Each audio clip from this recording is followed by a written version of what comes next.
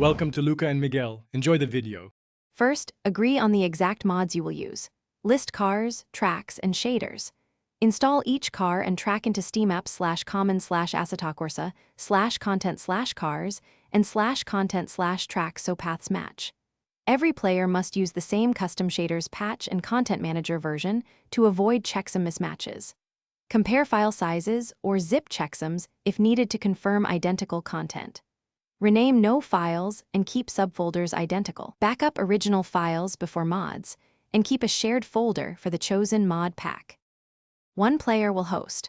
Run the dedicated server tool or content manager's hosted session and load the agreed car and track.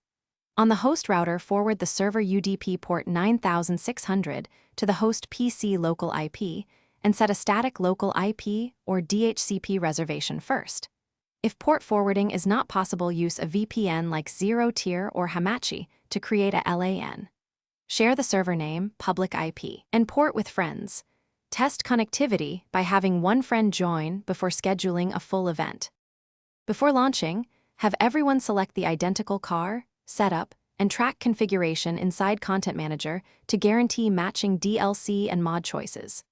Join the hosted session. If a player receives a missing content warning, ask them to resync the offending mod folder from the shared pack and relaunch Content Manager. Monitor latency during practice. Drop or ask high-ping drivers above 150 ms to reduce desync. Use voice chat for coordination, record configs, and keep a simple checklist.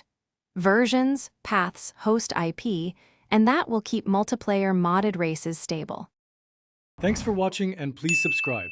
It's the best investment you'll ever make.